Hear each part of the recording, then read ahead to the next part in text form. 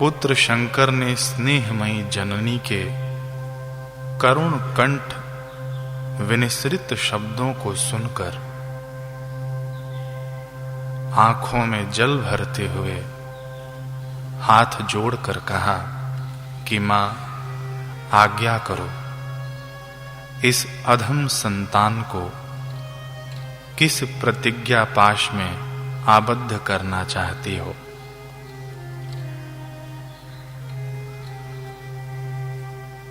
माता ने बालक शंकर का हाथ पकड़कर कहा, वत्स, मालूम होता है तुम संन्यास धारण कर फिर कभी घर नहीं लौटोगे। परंतु पुत्र, ऐसा करने से मैं किसी तरह से भी अपने प्राणों की रक्षा न कर सकूंगी। बेटा, तुम्हारे विच्छेद से मैं निश्चय ही मृत्यु के मुंह में पतित होऊंगी। इसलिए तुम मेरे निकट एक प्रतिज्ञा करके विदा हो।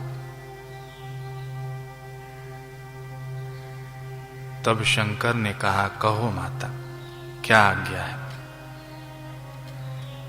आंसू पोंछकर माता ने कहा, पुत्र,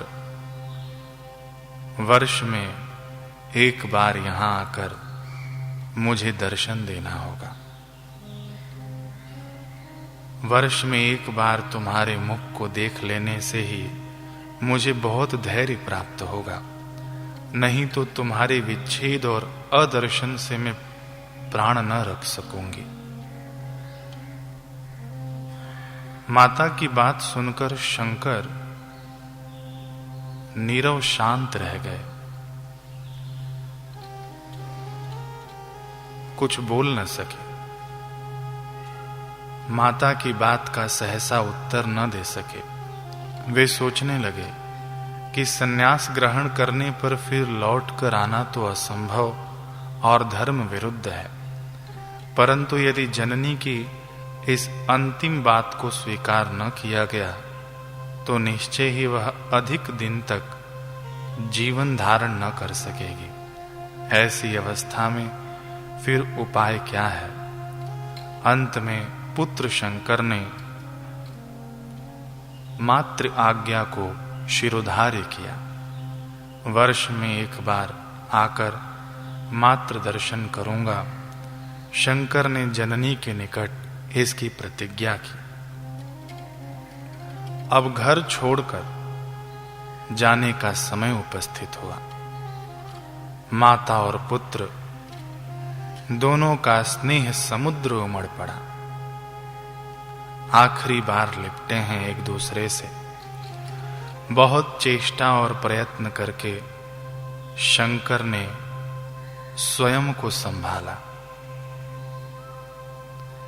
अंत में माता के चरणों में साष्टांग प्रणाम कर शंकर घर से बाहर हुए। एक बार माता की तरफ मुड़कर देखा।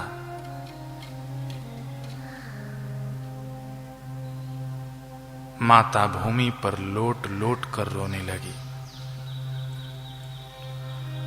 आत्मीय स्वजन वर्ग द्वार पर खड़े होकर जाते हुए शंकर को करुण दृष्टि से देखने लगे।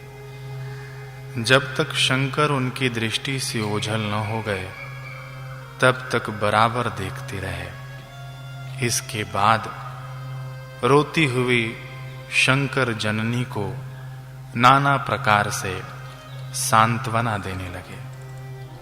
केरल प्रदेश से चलते चलते 2 मास के बाद नर्मदा किनारे ओमकारनाथ पहुंचे। वहां पता चला कि एक गुफा में कोई महान योगी सैकड़ों वर्षों से समाधिस्थ बैठे हुए हैं। इस परिपक्व जिज्ञासु का हृदय यह खबर सुनते ही पुलकित हो उठा।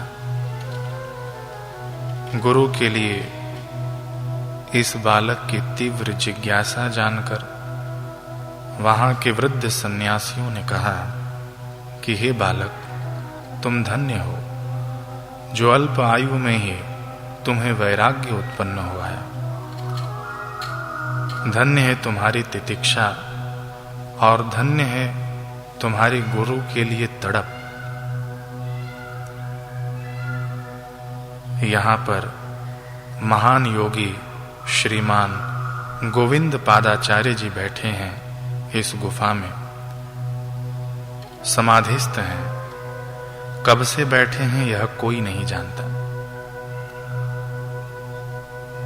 उनके उपदेश पाने की प्रतीक्षा में हम भी यहाँ बैठे बैठे बूढ़े हो चले हैं। कई वर्षों से हम सभी उनकी प्रतीक्षा कर रहे हैं कि उनकी समाधि खुलेगी और हम उनके श्रीमुख से कुछ उपदेश प्राप्त करेंगे। बालक शंकर ने वृद्ध सन्यासी के संकेतानुसार हाथ में दीपक लेकर उस अंधकार में गुफा में प्रवेश किया। वहां एक अति दीर्घकाय लंबी जटा वाले एक योगी पद्मासन में ध्यानस्थ बैठे थे।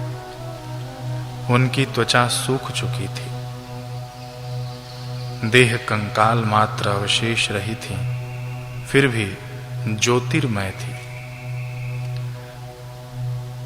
जिनके पावन चरण कमलों में आश्रय पाने के लिए कोमल वय में ही इतनी लंबी यात्रा की, उन गुरुदेव के दर्शन पाकर बालक शंकर का मन अनिर्वचनीय दिव्य आनंद से भर उठा।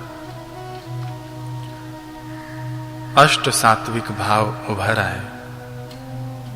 ये प्रायः सभी का अनुभव हुआ करता है जब प्रथम दर्शन सतशिष्य को सद्गुरु का हुआ करता है। महान योगी को निहारते निहारते शंकर भी ध्यान में लीन हो गए। अगाध अश्रु जल उनके नयनों से बहने लगे। इतने अश्रु बहे कि उनका वक्षस्थल भीग गया। वह भावावेश में आकर गुरुदेव की स्तुति करने लगे कि हे प्रभु, आपकी महिमा अपार है। ब्रह्म ज्ञान प्राप्ति की कामना से मैं आपके श्री चरणों में आश्रय की भिक्षा मांगता हूं। समाधि भूमि से व्यतीत होकर इस दीन शिष्य को स्वीकार करें। शंकर मन ही मन स्तुति किए जा रहे हैं। इस प्रकार बालक शंकर की स्तुति से गुफा मुखरित हो उठी। एक अलग ही आध्यात्मिक स्पंदनों का संचार होने लगा। महायोगी के निश्चल निस्पंद देह में प्राणों का स्पंद होने लगा। क्षण भर में उन्होंने एक दीर्घ निश्वास छोड़कर आंखें खोली। उनका मन योगी प्रक्रिया द्वारा जीवन भूमि पर उतर आया। सहस्र वर्षों की समाधि एक सच्चे अधिकारी जिज्ञासु बालक के आने से छूट गई। यह वार्ता तीव्र गति से चारों ओर फैल गई। दर्शन अभिलाषी नर नारी के भीड़ ने ओमकार नाद को एक तीर्थ क्षेत्र में परिवर्तित कर दिया। जय घोष होना प्रारंभ हो गया। सद्गुरुदेव श्री गोविंद पादाचार्य ने बालक सन्यासी शंकर को शिष्य रूप में ग्रहण किया। उन्हें क्रम से हठ योग, राजयोग और ज्ञान योग सिखाया। साधन क्रम अनुसार अपरोक्ष अनुभूति के उच्च स्तर में सिद्ध प्रतिष्ठित कर दिया। अद्वैत वेदांत की आखिरी रहस्य का उद्घाटन कर दिया। उनकी देह में ब्रह्म ज्योति प्रस्फुटित हो उठी। यही शंकर गुरु की कृपा से अब जगत गुरु श्रीमद् आद्य शंकराचार्य हो गए। शंकर जब गुरुदेव के पास रहकर शिक्षाओं का अध्ययन किया करते, तब का एक प्रसंग है। गुरु की गुरुता अपने आप में पूर्ण होती है और गुरु अपने शिष्य को भी उस गुरुता तक सहज ही हाथ थामकर ले जाते हैं, पहुंचा देते हैं। गुरु की कसौटी और उनकी शिक्षाओं का उतना ही महत्व है जितना उनके प्रेम और उनकी वात्सल्यता का है। अपितु गुरु की कसौटी और प्रेम दोनों समानार्थी सिद्ध होते हैं। शंकर के गुरु गोविंद पादाचार्य जी जानते थे कि शंकर को समाज उत्थान एवं देश को अध्यात्मीकरण करने के कई महान कार्य करने हैं। इसलिए उन्होंने शिष्य शंकर को परखने के लिए आश्रम में रहकर एक लीला रची। एक दिन गुरु गोविंद पादाचार्य ध्यान के लिए आश्रम में बैठे हुए समाधि लगा रहे थे। आश्रम के पास ही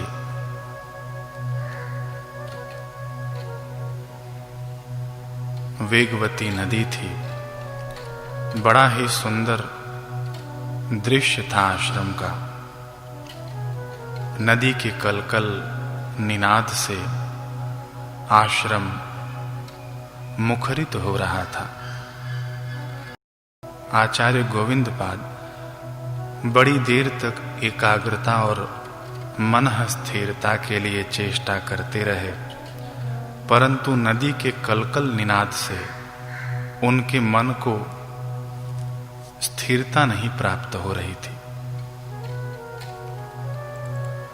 वे अपने स्थान से उठकर इधर-उधर सहज ही टहलने लगे। सभी शिष्य जो आश्रम में उपस्थित थे, उनको भी बड़ा विस्मय हुआ कि अचानक गुरुदेव टहलने क्यों लगे, क्योंकि संध्या के काल में प्रायः गुरुदेव अपने ध्यान समाधि में लीन रहते हैं।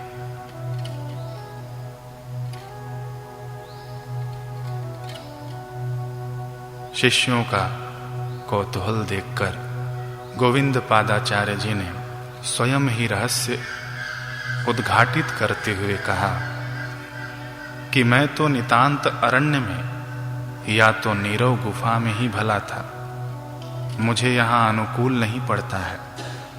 इस वेगवती नदी के निनाद से, शोर से मेरे ध्यान समाधि में विक्षेप उत्पन्न होता है। मैंने तो बस अब मन बना लिया है कि अब किसी गुफा में जाकर ध्यान समाधि का प्रयत्न करूंगा और अब कुछ ही दिन में मैं यहां से कूच कर जाऊंगा। गुरुदेव की बातों को सुनकर सभी शिष्यों को बड़ा विषाद उत्पन्न हुआ कि गुरुजी इतनी लंबी समाधि के बाद तो हमें इनका सानिध्य मिला और ये पुनः जाने की बात कर रहे हैं।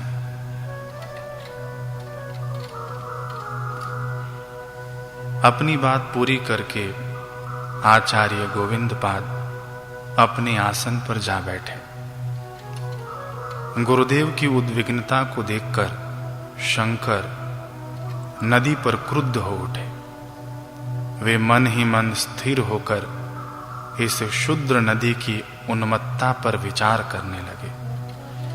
क्रोध से मुख एकदम लाल हो गया। शंकर एकटक नदी की तरफ निहारने लगे, अथवा तो ऐसे कहा जाए कि एक सतशिष्य जिसको अपने गुरुदेव के कष्ट से कष्ट है, वे नदी की तरफ क्रोध दृष्टि लेकर निहारने लगे।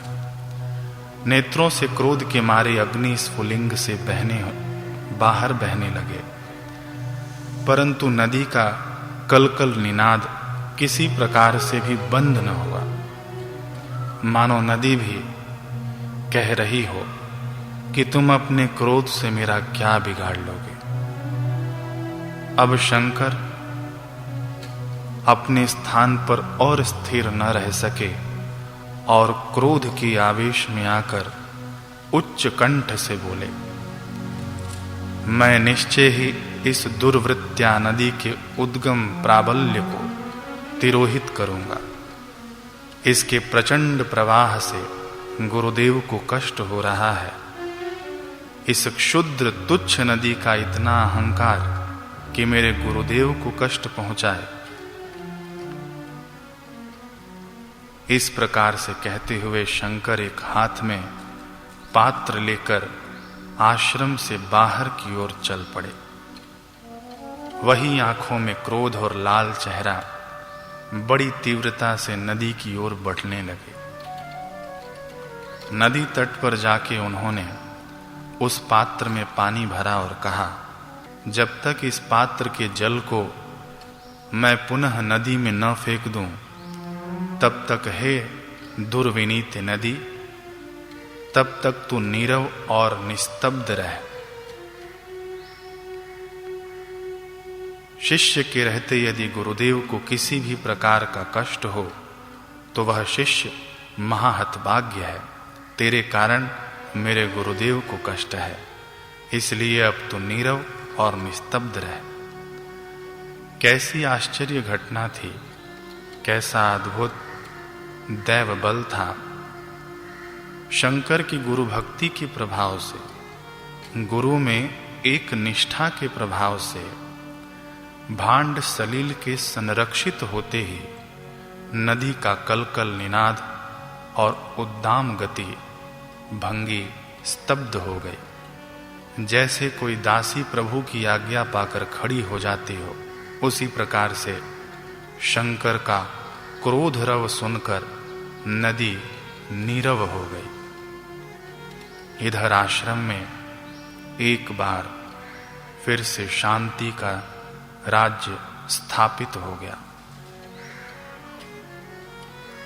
कपोत कुंजित प्रशांत वन में निस्तब्धता छा गई। गुरु गोविंद पादाचार्य इस अभूतपूर्व दृश्य को देखकर बड़े प्रसन्न हुए। शिष्य की एक निष्ठा को देखकर गुरुदेव बड़े प्रसन्न हुए। शंकर को आशीर्वाद देते हुए उन्होंने कहा कि तुम हिमालय में अवस्थान कर वेदांत और उपनिषदों का भाष्य करो और अद्वैतवाद के प्रचार का उपाय सोचकर यथाशीघ्र उस कार्य में लग जाओ। शंकर ने गुरु की आज्ञा को स्वीकार कर लिया और उक्त कार्य में संलग्न हो गए। गुरुदेव की आज्ञा लेकर एक बार आचार्य शंकर घर पहुंचकर वृद्धा माता के उन्होंने दर्शन किए। माता का भी पुत्र शंकर को देखकर हृदय पुलकित हुआ। शंकर की माता बड़ी धर्मपरायणा थी। ब्रह्म मुहूर्त में उठती और नदी में स्नान कर भगवत भजन, पूजा, संध्या पाठ आदि में बैठ जाती, परंतु अधिक वृद्ध होने के कारण नदी तक जाने में अब शंकर जननी को बहुत कष्ट होता था। शंकर ने भी इस बात को अनुभव किया और नदी से एक पात्र में जल भरकर लाकर अपने घर के द्वार पर उड़ेल दिया। प्रातःकाल अद्भुत घटना घटित हुई। जो नदी बहुत दूर से बह रही थी, वह नदी अब घर के पास से बहने लगी। गांव के लोगों ने बड़ा आश्चर्य किया। और उन्हें यह समझते देर न लगी कि यह सब शंकर का ही चमत्कार है। गांव के वृद्ध जिन्होंने शंकर को आशीर्वाद देना प्रारंभ किया। शंकर ने सबको प्रणाम किया और बड़ी सौम्यता के साथ उन लोगों का आशीर्वाद ग्रहण किया और वहां से चल पड़े। एक बार शंकराचार्य जी अपने शिष्यों सहित भ्रमण करते हुए मध्यार्जुन नामक स्थान में पहुंचे और प्रभाकर नामक एक दरिद्र ब्राह्मण के घर आतिथ्य स्वीकार किया। प्रायः आचार्य गरीब जनों के घर का ही आतिथ्य स्वीकार करते थे जो परिश्रम करके धनोपार्जित करते हों। उन्हीं के यहाँ से भिक्षा का अन्न ग्रहण करने में वे मानते थे।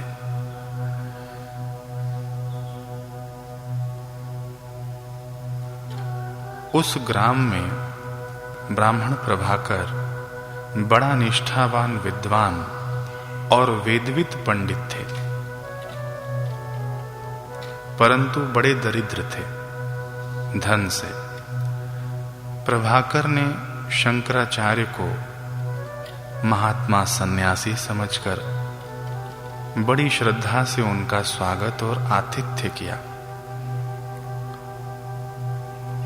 खूब भाव से उन्होंने सन्यासी आचार्य और उनके शिष्यों के भोजन आदि और रहने की व्यवस्था की। आचार्य शंकर के पूछने पर ब्राह्मण ने कहा कि महाराज, ये तो प्रत्येक गृहस्थी का कर्तव्य होता है कि सेवा के परायण होकर इस समाज के उत्थान के लिए लगे हैं, जो आध्यात्मिकता की अलख जो जगा रहे हैं उनकी सेवा करें और गृहस्थ धर्म एवं कर्म को उन्नत करें। शंकर इस दरिद्र ब्राह्मण के भक्ति भाव और कर्तव्य परायणता को देखकर अत्यंत प्रसन्न हुए। आचार्य शंकर ने कहा कि ब्राह्मण देवता, हमारी आपने इतनी सेवा की तो हमारा भी कुछ कर्तव्य बनता है कि आपको कुछ प्रदान करें। कहिए ब्राह्मण देवता, आपकी जो इच्छा हो सो कह सुनाइए। ऐसा कुछ भी अदेय नहीं है जो हम आपको उपलब्ध न करा सकें।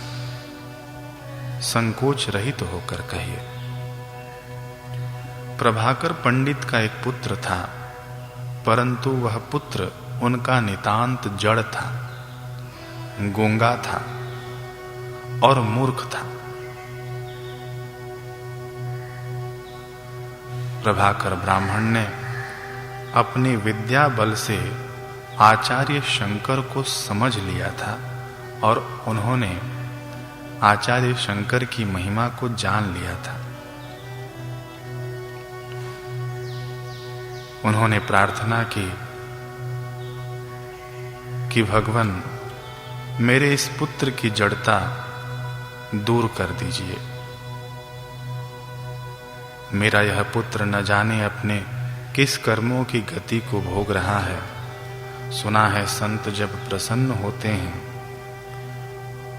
तो कई जन्मों के अर्जित पापों को क्षण में विनष्ट कर देते हैं, उनकी गति अबाधित होती है। शंकर ब्राह्मण प्रभाकर के भक्ति भाव और एक निष्ठा को देखकर बहुत संतुष्ट हुए, इसलिए उन्होंने मन ही मन संकल्प किया और पुत्र पर शुद्ध जल की एक छींट मार दी और क्षण भर में उसकी जड़ता दूर हो गई। वह सब कुछ सुनने और बोलने लगा। अब वह पहले की भांति मूर्ख न रह गया। पुत्र को ठीक हुआ देखकर ब्राह्मण अति हर्ष को उपलब्ध हुए और आचार्य शंकर के चरणों में गिर पड़े। आचार्य शंकर जब विदा हो रहे थे तब नियमानुसार दक्षिणा दिए बिना एक सन्यासी को विदा नहीं करना चाहिए, इससे गृहस्थ धर्म को क्षति पहुंचती है। विद्वान ब्राह्मण यह जानते हैं। दक्षिणा के रूप में उनके घर में कुछ न था, इसलिए उन्होंने अपने पुत्र को ही आचार्य शंकर के चरणों में समर्पित कर दिया। पुत्र ने भी अपनी जड़ता को दूर हुआ देख प्रसन्नता पूर्वक आचार्य शंकर को अपना समर्पण स्वीकृत किया। आचार्य शंकर ने उस ब्राह्मण बालक को सन्यास की दीक्षा दी और इतिहास में यही बालक हस्तामलक के नाम से प्रसिद्ध हुआ, जो शंकराचार्य के प्रमुख शिष्यों में से एक। सुविख्यात तत्वपूर्ण पुस्तक हस्तामलक उसी ब्राह्मण बालक की रची हुई पुस्तक है। कैसी होती है गुरु की कृपा, जो जीव को सहज ही उन्नत कर देती है। इसका यह प्रसंग एक उत्तम उदाहरण है। बलिहारी है उन दुखों की, उन कष्टों की, उन उलझनों की बलिहारी है जो निमित्त बन गए हमें गुरु चरणों में पहुंचाने के।